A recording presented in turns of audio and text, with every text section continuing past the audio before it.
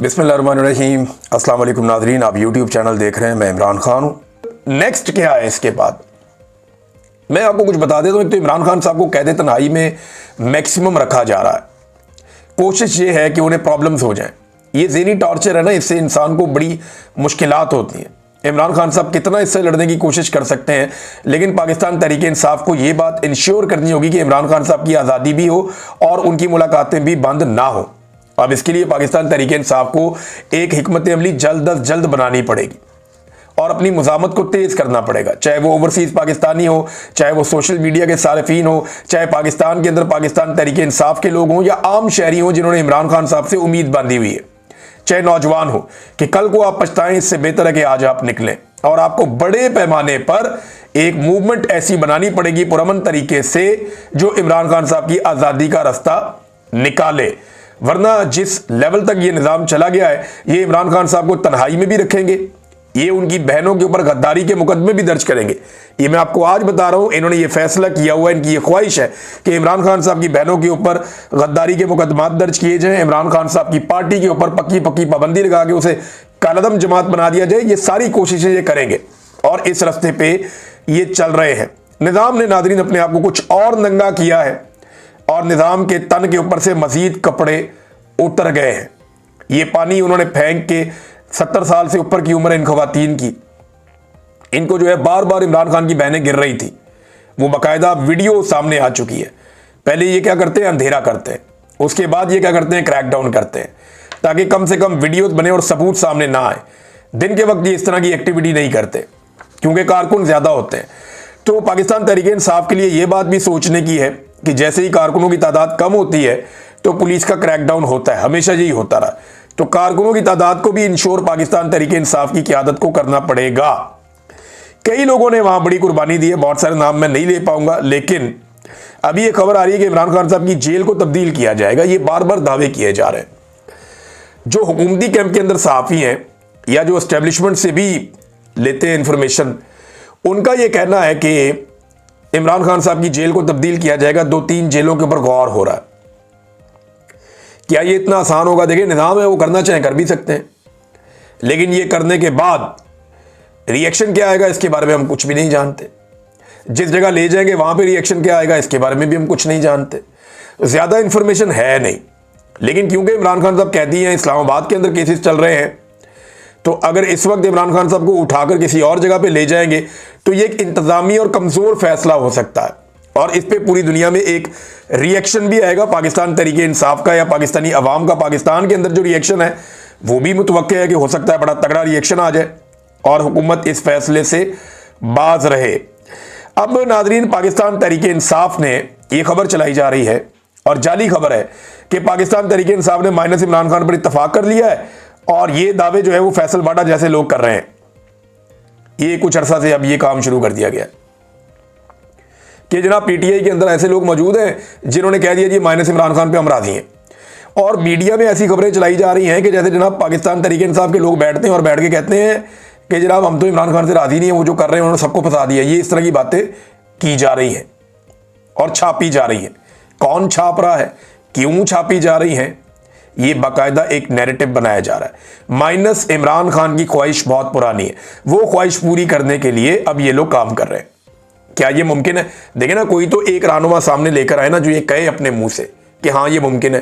वो एक बंदा लेकर आए अननोन पाकिस्तान तहरीक इंसाफ पे। मैंने कितने लोगों से पूछा, वो कहते हैं हम इसको जानते नहीं, इसने हमारी पार्टी कब ज्वाइन की थी, कब छोड़ दी, हमें तो पता ही नहीं है। और हेडलाइंस चलाई जा रही है पीटीआई का रहनुमा छोड़ के भाग गया।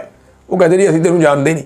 और वैसे भी जो आदमी पाकिस्तान तहरीक इंसाफ या इमरान खान से अपने आप को अलग करेगा वो एक्चुअली पाकिस्तान की सियासत से अपने आप को अलग कर देगा, फिर वो एस्टेब्लिशमेंट की गोद में बैठेगा, उसके अलावा उसे और कहीं जगह नहीं मिलेगी। अब बयानिया ये बनाया जा रहा है कि पाकिस्तान तहरीक इंसाफ को उसी तरह कर दिया जाएगा जैसे एमक्यूएम को कर दिया गया था। यानी एक एमक्यूएम पाकिस्तान बना दी गई, एक एमक्यूएम हकीकी मौजूद है, वो एमक्यूएम अल्ताफ हुसैन की है। अल्ताफ हुसैन कहीं भी मौजूद नहीं है और एमक्यूएम पाकिस्तान जनाब काम कर रही है और उसके अंदर जो बंदे हैं, ये इस तरह का फार्मूला पाकिस्तान तहरीक इंसाफ के साथ किया जाएगा। एक बात ये फार्मूला तय करने वाले या इसके बारे में सोचने वाले जरा जान लें और ये फैक्ट अपने सामने रख लें। नंबर 1, अल्ताफ हुसैन के फॉलोअर्स महदूद थे उनकी ताकत एक आधे 2 शहरों तक थी। इमरान खान के फॉलोअर्स लामहदूद हैं।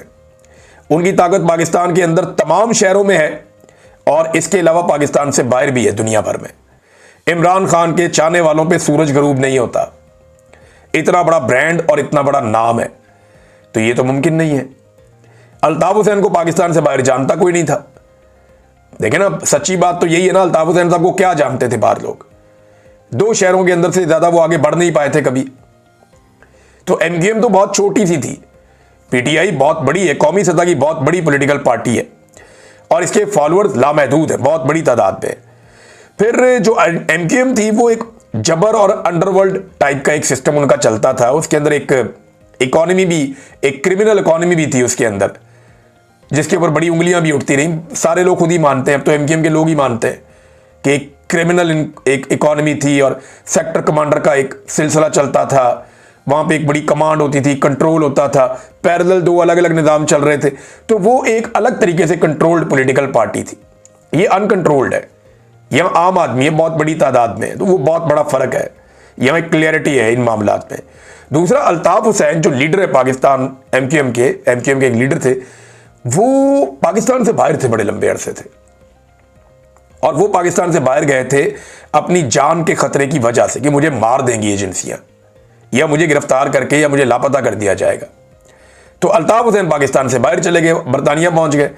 इमरान खान पाकिस्तान के अंदर रह गए, वो पाकिस्तान से बाहर नहीं गए। उन्होंने कहा पाकिस्तान से बाहर मैं नहीं जाता। गिरफ्तार वो हो गए, उनकी जान को आज भी खतरा है, लेकिन वो ये रिस्क ले रहे हैं जो अल्ताफ हुसैन साहब ने नहीं लिया। फिर एमक्यूएम जब कराची से इलेक्शन जीतती थी तो वो एक सिस्टमैटिक तरीके से इलेक्शन लड़ते थे। वो सबको पता है वो कैसे इलेक्शन होता था, वो कैसे वोटिंग होती थी, किस तरीके से सिस्टमैटिक तरीके से वो आते थे। पाकिस्तान तरीके इंसाफ जिस तरीके से आई और जैसे उन्होंने फस्तागियत के खिलाफ भी वोट ले लिया और इतने बड़े पैमाने पर ले लिया, ये तो किसी को इम्कान भी नहीं था। तो बड़ा फर्क है एमक्यूएम के खिलाफ ऑपरेशन में और पाकिस्तान तरीके इंसाफ के खिलाफ ऑपरेशन में, बड़ा फर्क है। ये जमीन आसमान का फर्क है दोनों पॉलिटिकल पार्टीज में, इनकी बुनत में और इनकी स्ट्रेटजी में, और जिस तरीके से ये पॉलिटिकल पार्टीज और इनके वर्कर्स काम करते हैं। फिर सोशल मीडिया और ओवरसीज पाकिस्तानी बहुत बड़ी ताकत है जो इमरान खान के साथ है, जो एमक्यूएम के साथ नहीं थी। नादरीन, खुर्रम ज़ीशान का एक ट्वीट आया, मैं आपके सामने रखना चाहूँगा। यानी जिसके घर पे गोलियां चल जाएं और वो मौजूद ना हो और इस तरह का वाक़या एक हो जाए, एक मुलाजिम ज़ख्मी भी हो गया, 20-25 लोग डालों के अंदर बैठ के आ गए, तो उस आदमी का हौसला देखें। वो अब स्टेटमेंट, हद क्या होगी, मौत कबूल है, 1000 बार कबूल है, कुत्तों की तरह जीने से शेरों की तरह मर जाना कबूल है, ये खुर्रम ज़ीशान ने कहा। तो ये उनका स्टेटमेंट है। फिर वज़ीर आला भी उनके घर गए, उनसे जाकर मुलाकात की, उनसे जाकर इजहारी यकजहती किया। ये बड़ा पॉजिटिव जेस्चर है। ये बंदे पकड़े जाने चाहिए, कम से कम पता तो चले कौन लोग हैं जो दंदनाते हुए आते हैं पेशावर के अंदर और आकर एक सेनेटर के घर के ऊपर फायरिंग कर चले जाते हैं।